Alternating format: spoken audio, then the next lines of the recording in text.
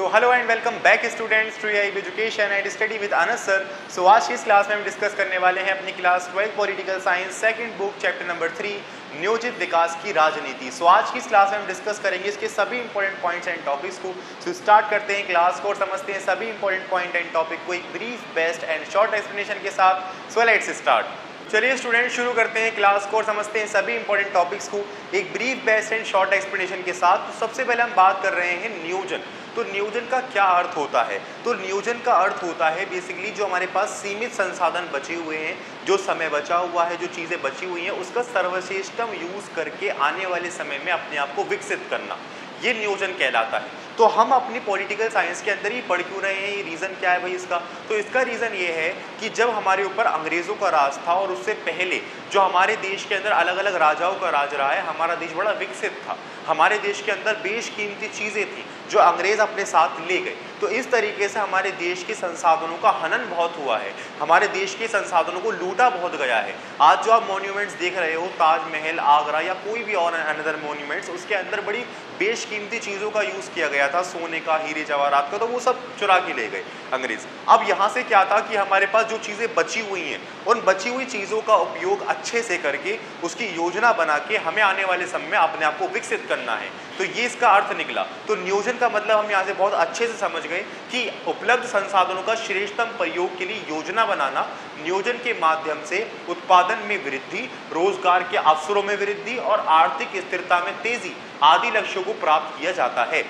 स्वतंत्रता के बाद भारत के सामने सीमित संसाधनों का कुशल उपयोग करने वह तीव्र और न्याय संगत की चुनौती थी, जिसके लिए नियोजन आवश्यक था। अब ये क्यों जरूरी था वो भी हमने बता दिया आपको। नेक्स्ट पॉइंट आता है 1944 में बड़े उद्योगपतियों ने एक नियोजित अर्थव्यवस्था के लिए एक योजना तैयार करी, जिसे बॉम्बे प्लान के नाम से जाना जाता है। इस योजना में राज्य की महत्वपूर्ण भूमिकाओं की मांग की गई थी। सो बेसिकली यहाँ से हम ये तो जान गए थे कि भाई अपने देश को चलाने के लिए, अपने सीमित संसाधनों को बटोर कर सहेजने के लिए हमें एक प्लानिंग की जरूरत है। तो planning is must. So basically इसी चीज को ध्यान में रखते हुए हमने नियोजित विकास की राजनीति का जन्म किया, यानी कि अपने सीमित संसाधनों को की प्लानिंग बनाकर उनके ऊपर राजनीति करना, उनकी यूज में करना और साथ ही साथ उनसे further optimum utilisation of all resources करना, ये समझ लीजिए आप। तो इसी को ध्यान में रखते हुए 1944 के अंदर बड़े बड़े उद्योगपतियों ने एक प्लानिंग बनाई अपने विकास को लेकर, राज्यों की भूमिकाओं को लेकर, रोजगार को लेकर और अलग अलग चीज़ों को लेकर। तो उन्होंने इस प्लानिंग को नाम दिया बॉम्बे प्लान।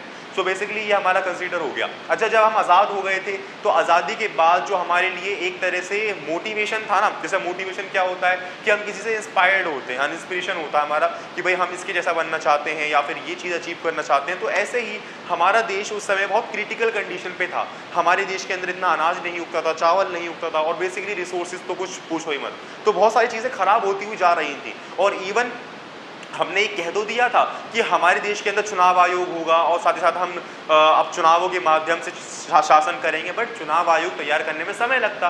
तो जब तक जो हमारे पास देश की सरकार थी जिसने बहुत बड़ी भूमिका निभाई देश को आज़ाद करने में आखिरी समय पर, जिसका नाम था कांग्रेस, तो उन्हीं के नेताओं ने राज किया, जिसको हम बेसिकली कांग्रेस प्रणाली के नाम से भी जानते हैं। जब बाद में भी चुनाव के बाद वो जीतती चली गई थी, है ना, वो तो खैर आगे का टॉपिक है हमारा। सो बेसिकली यहाँ पर क्या था कि जब हम आज़ाद हो गए तो हमारे लिए जो इंस्पिरेशन था वो थे पश्चिमी देश। पश्चिमी देशों को हम विकसित देश कहते हैं। विकसित देश यानी कि हमें अपनी इकोनॉमी उनके बराबर लानी थी, हमें अपनी इकोनॉमी को उनकी तरह मॉडर्नाइज करना था। तो हमारे लिए जो प्रेरणा का टॉपिक था वो पश्चिमी देश थे अपनी अर्थव्यवस्था को बढ़ाने के लिए, ये आप समझ लीजिए। तो योजना आयोग की स्थापना इन्हीं सब चीज़ों को लेकर, बॉम्बे प्लान को लेकर, इन योजनाओं को लेकर, अपने संसाधनों को लेकर हमने क्या करा, योजना आयोग की स्थापना कर दी 15 मार्च 1950 में और भारत सरकार द्वारा इसकी स्थापना की गई। परंतु और भारत सरकार के प्रधानमंत्री स्वयं इसके अध्यक्ष बने, इसका नाम था जवाहरलाल नेहरू। 1952-1964 तक इनका शासन रहा। सो बेसिकली देखिए स्टूडेंट्स, यहाँ से क्या सिचुएशन है कि योजना आयोग और एक टॉपिक आप इसमें और पढ़ने वाले, उसका नाम है नीति आयोग। इनके बीच में मैं अंतर समझा देता हूँ अभी। योजना आयोग का मतलब यह है कि यहाँ से जो प्लानिंग, जो मॉडर्नाइजेशन, जो कम्युनिकेशन की जाएगी, जितनी भी चीज़ें यहाँ पे बनाई जाएंगी कि हमारे देश के अंदर ये होना चाहिए, ये प्रणालियाँ होनी चाहिए, that all over. So basically यहाँ से हमारे पास ये कंडीशन है कि ये सब चीज़ें अगर हों तो हम ना सरकारों के ऊपर दबाव नहीं डाल सकते कि आपको ये करनी है। सरकार की इच्छा होगी वो उसके ऊपर बाध्य नहीं है, अगर उसकी इच्छा होगी तो इन सब योजनाओं पर वो काम करेगी, अर्थात नहीं करेगी। तो योजना आयोग एक टेम्पररी पीरियड बनाया गया, इसको बदलकर 2015 के अंदर नीति आयोग लागू किया गया। इसके बारे में भी हम पढ़ने वाले हैं। सो बेसिकली होपफुली आपको यहाँ तक सब समझ में आया होगा।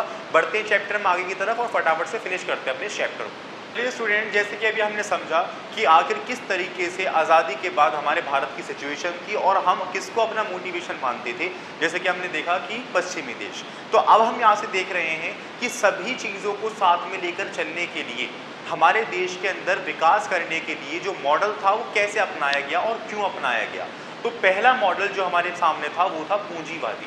पूंजीवादी मॉडल को अपनाकर हमें अपनी पूरी इकोनॉमी प्राइवेटाइजेशन कर देनी है, यानी कि वो मतलब होता है कि इसके अंदर सरकारों का हस्तक्षेप बहुत कम रहता है, इसके अंदर बिजनेसमैन का हस्तक्षेप ज़्यादा रहता है, इसके अंदर प्राइवेटाइजेशन सारी चीज़ें होती हैं, जितनी भी रिसोर्सेज हैं, फैक्ट्री हैं, बिजनेस हैं, सभी के ऊपर प्राइवेट लोगों का हक होता है।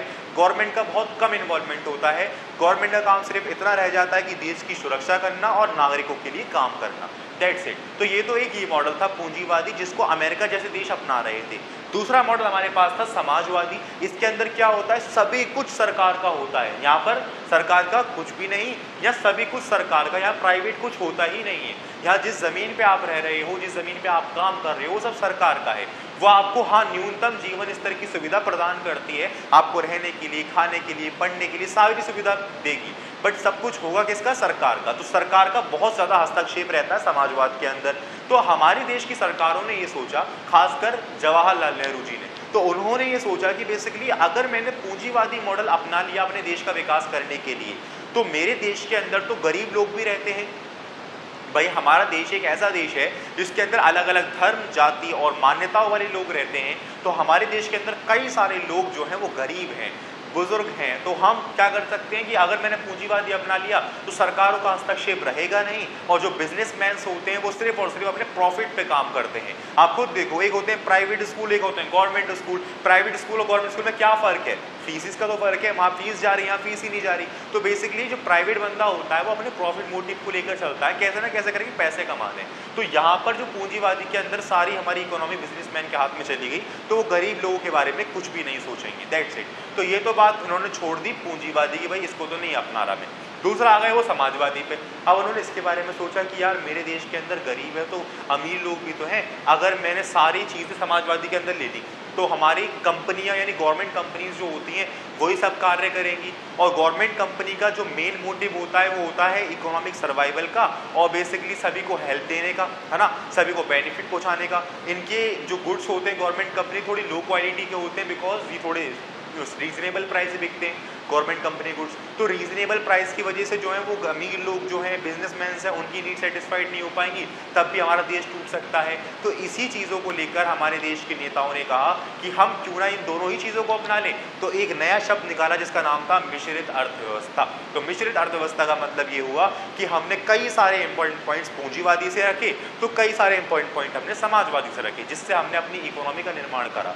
तो यहाँ से हमने क्या देखा कि हमने देखा कि भाई जितने भी बिजनेस हैं वो सब कर सकते हैं, बट विदाउट सम बिजनेस, यानी कुछ बिजनेस को छोड़कर सभी बिजनेस के ऊपर कह दिया कि भाई हाँ आप लोग कर सकते हो इस बिजनेस को आफ्टर लीगल फॉर्मेलिटीज़ को फाइनल करने के बाद। कुछ बिजनेस क्या रखे, जैसे कि अल्कोहल का हो गया, शराब वगैरह का हो गया, बम वगैरह का हो गया और ट्रेन्स वगैरह का। तो इन सब चीज़ों के बिजनेस पे जो है रोक लगा दी गई कि इनको तो गवर्नमेंट ही फॉर्म करेगी, आप ये नहीं कर सकते, बाकी बिजनेस जो करना आप करो जो लीगली कर सकते हो, ठीक है। तो मिश्रित अर्थव्यवस्था रखी। इसमें क्या था कि जो बिजनेसमैन होंगे, जो गुड्स वो प्रोड्यूस करेंगे वो बेसिकली अमीर लोगों की नीड सेटिस्फाइड हो जाएंगी, जो ये स्कूल हॉस्पिटल्स बनाएंगे वो अमीर लोगों की नीड सेटिस्फाइड होंगी, और हमारा भी इसमें कई सारा इन्वॉल्वमेंट होगा। हम टाइम टू टाइम चेकअप भी करते रहते हैं, तो हम क्या करेंगे, हम जो हॉस्पिटल बनाएंगे, स्कूल बनाएंगे, उससे गरीब लोगों का सेटिस्फेक्शन लेवल पूरा हो जाएगा। तो मिश्रित अर्थव्यवस्था का हमारा ये चीज़ थी। तो बेसिकली हमने देखा कि हमारा जो इकोनॉमी है धीरे धीरे करके समझती जा रही है, सुधरती जा रही है, यानी नियोजित विकास होता जा रहा है, हम प्लानिंग के साथ काम कर रहे हैं। तो मिश्रित अर्थव्यवस्था हमने अपना ली।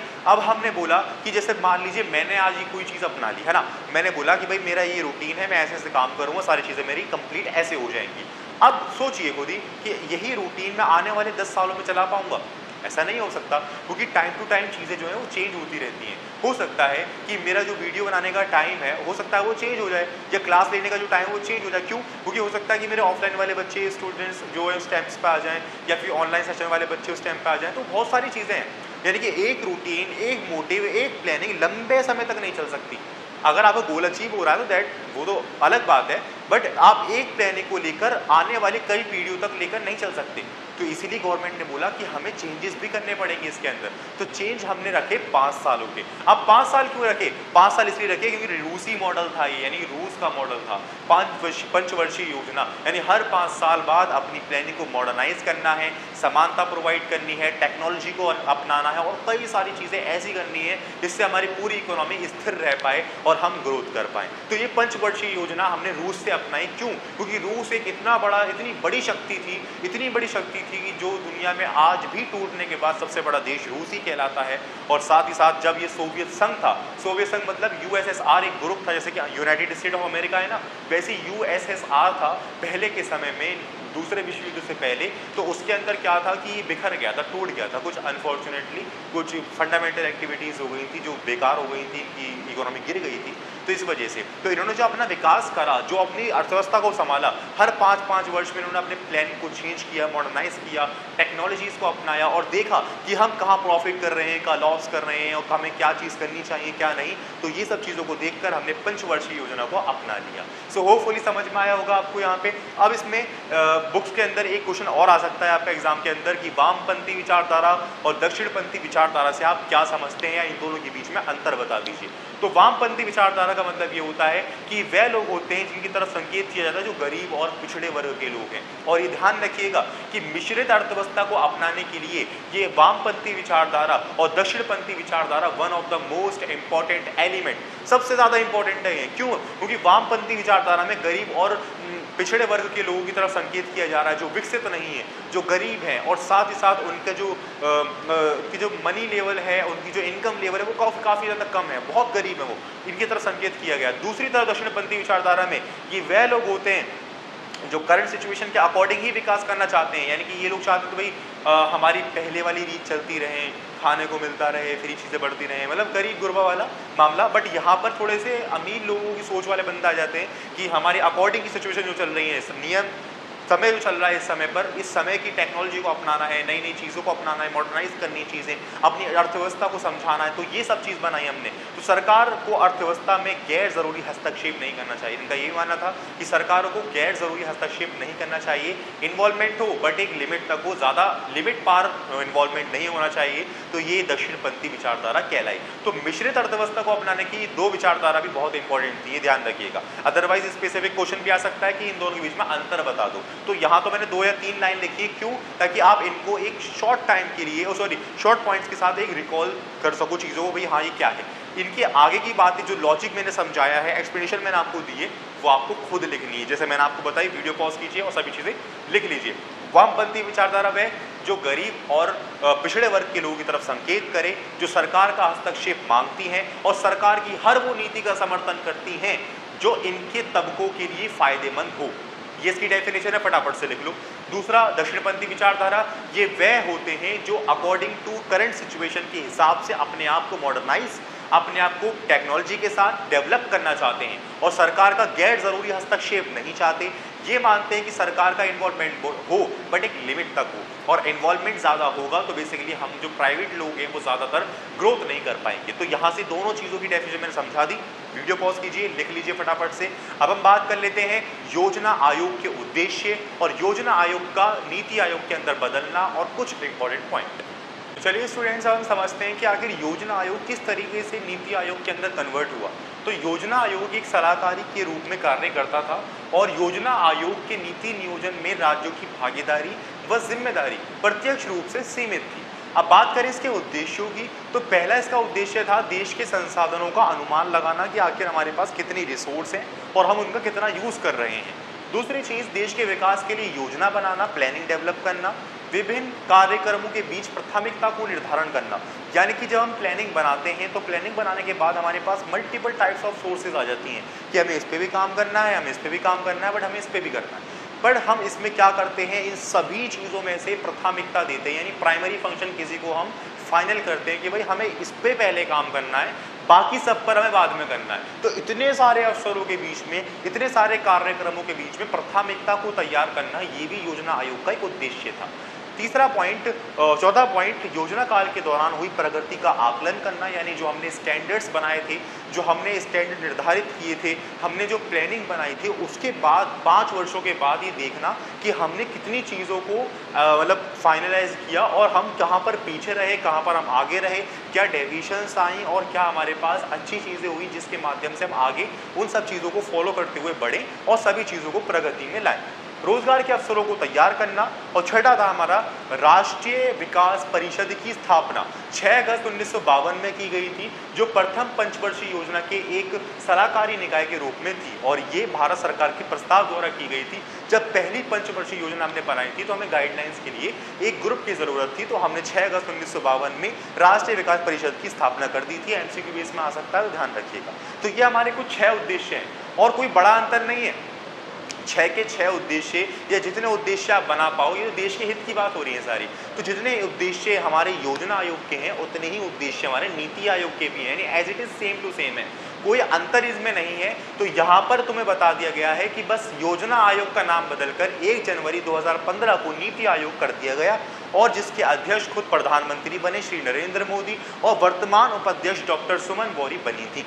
तो बेसिकली ये हमारा एक पॉइंट था। सो होपफुली आपको समझ में आया होगा। ये नीति आयोग की फुल फॉर्म भी आ सकती है, national institution for transforming India इसको जाना जाता है।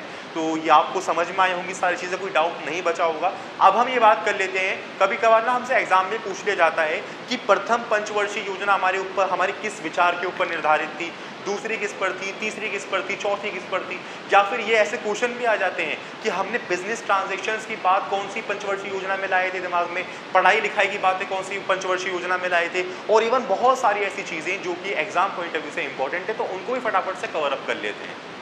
चलिए स्टूडेंट्स, अब हम बात करते हैं 2 इम्पॉर्टेंट पंचवर्षीय योजनाओं के ऊपर, क्योंकि ये हमारे पास सबसे ज़्यादा पूछी जाती हैं।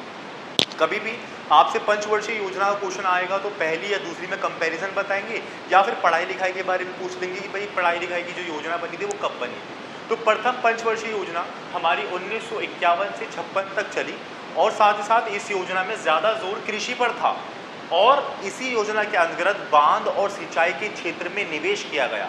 भागला नांगल परियोजना इसमें से एक थी। अब आप कहोगे कि सर हमारा देश तो इतनी सारी रिसोर्सेज से जूझ रहा था, यानी रिसोर्सेज हमारे पास से जा चुकी थी, हमारे पास रिसोर्सेज नहीं थी, तो फिर भी हमने कृषि के ऊपर फोकस क्यों किया?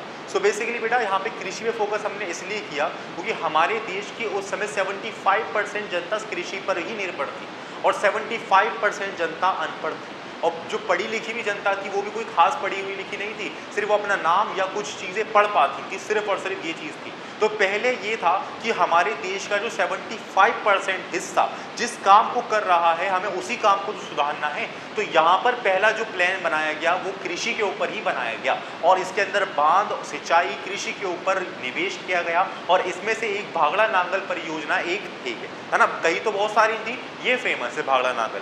अब दूसरी पंचवर्षीय योजना के अंदर हमने क्या करा, थोड़ी चीज़ों को डेवलप कर लिया, यानी कृषि को डेवलप कर लिया, तो हमने अपने देशी उद्योगों पर थोड़ा ध्यान दिया और सरकार ने देशी उद्योगों को यूज़ करने के लिए, देशी संसाधनों को यूज़ करने के लिए आयात पर भारी टैक्स लगा दिया, जिससे हम चीज़ों को बाहर से खरीदे ही नहीं। और जब बाहर से हम खरीदेंगे नहीं तो देश में बनने लग जाएंगे और देश में बनने लग जाएंगी तो हम अपनी रिसोर्सेज का खुद ही यूटिलाइजेशन करने लग जाएंगे।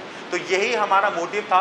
तो सरकारों ने देशी उद्योगों के संरक्षण देने के लिए आयात पर भारी शुल्क लगा दिया गया। इस योजना के योजनाकार थे पीसी महालनोबिस और चौधरी चरण सिंह ने भारतीय अर्थव्यवस्था के नियोजन में कृषि को केंद्र में रखने की बात बड़े प्रभावशाली रूप से उठाई थी। यानी कि हमने बोला कि आप भले ही उद्योगों पे ध्यान दे रहे हो, निर्धनता पे ध्यान दे रहे हो, आर्थिक स्थिरता पे ध्यान दे रहे हो, बहुत सारी चीज़ें आप कर रहे हो, डेवलपमेंट कर रहे हो, कोई दिक्कत वाली बात नहीं है, बट हाँ आपको कृषि को हमेशा नियोजन में एक तरह से सेंटर में रखना है, यानी कृषि को कभी नहीं भूलना, क्योंकि कृषि ही हमारा एक one of the most important presentation point है। समझ रहे हो, आज हम इतने ऊंचे लेवल पर हैं, चावल के अंदर, गेहूं के अंदर, बाजरे के अंदर, बहुत सारी चीज़ें। तो यहाँ पर हमें बताया गया, चौधरी चरण सिंह ने एक प्रभावशाली रूप से बात उठाई थी कि हमें हर एक नियोजन के अंदर कृषि को केंद्र में रखना है। ठीक है, तो प्रथम पंचवर्षीय योजना के अंदर कृषि के ऊपर जोर दिया गया और यहाँ पर आपका उद्योग पर जोर दिया गया और साथ ही साथ अपने देश के अंदर बनी हुई चीज़ों पर ज़्यादा जोर दिया गया और इसको अपनाने के लिए आयात पर भारी शुल्क लगाया था सरकारों ने। द्वितीय पंचवर्षीय के योजनाकार थे पीसी महानंद 20 और हमारी प्रथम पंचवर्षीय योजना में से जो निवेश किए गए थे सिंचाई में, कृषि में, उद्योगों में, उसमें से एक है भागड़ा नांगल परियोजना। सो होपफुली समझ में आया होगा, आपके डाउट्स क्लियर हुए होंगे। इसके बाद जितनी भी हमारी योजना चलती आई उनमें सरकार धीरे धीरे करके सभी पे ध्यान देती हुई आई। कभी निर्धनता पे दिया, कभी आत्मनिर्भरता पे दिया, कभी सरकारी स्थिरता पे दिया, कभी बहुत सारी चीज़ें हमारी बनी हुई आपको फोटो स्क्रीन पे दिख रही होंगी। और हमारी जो पढ़ाई लिखाई थी, साक्षरता दर था, वो कहीं 8वीं परियोजना में जाकर स्टार्ट हुआ था। सो बेसिकली ये हमारा एक चैप्टर था। सो होपफुली समझ में आया होगा, काफ़ी छोटा चैप्टर था, इंपॉर्टेंट चैप्टर था, इसमें से क्वेश्चन कई सारे बनते हैं एमसीक्यू बेस पर। तो होपफुली सारे डाउट्स आपके क्लियर हुए होंगे, कोई डाउट नहीं बचा होगा। बट फिर भी किसी भी पॉइंट, किसी भी टॉपिक में छोटा सा भी डाउट रह गया हो तो मुझे आप जरूर बता दीजिएगा, मैं उस डाउट को क्लियर करने की पूरी कोशिश करूंगा। सो मिलते हैं नेक्स्ट क्लास के अंदर एक नेक्स्ट चैप्टर के साथ, एक brief, best and short explanation के साथ। Thank you.